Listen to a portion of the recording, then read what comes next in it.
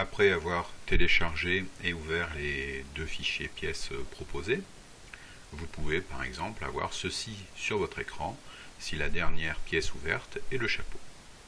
Pour visualiser les différents documents ouverts en SolidWorks, je vous rappelle que vous pouvez cliquer sur Fenêtre et par exemple faire mosaïque horizontale.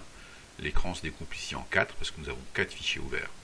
Donc le chapeau, le corps, la vis, et ici ce qui s'appelle pour moi assemblage 2, qui est en fait le fichier d'assemblage que vous avez ouvert tout à l'heure et dans lequel vous avez mis le corps. Pour mettre des pièces supplémentaires dans l'assemblage 2, il y a plusieurs façons. Une première façon de faire, je mets ça en plein écran, c'est de faire insérer des composants. Voilà, et vous pouvez par exemple insérer le chapeau, vous l'insérez. Une fois que ce chapeau est inséré de cette manière, vous voyez ici il y a le petit F qui se situe là, F, voilà, ici. C'est-à-dire que cette pièce est fixée. Si vous souhaitez la déplacer librement, vous faites un clic droit, voilà, et vous cherchez, voilà, libérer. Maintenant le chapeau est libéré, c'est-à-dire que si je le clique, je peux le déplacer en translation.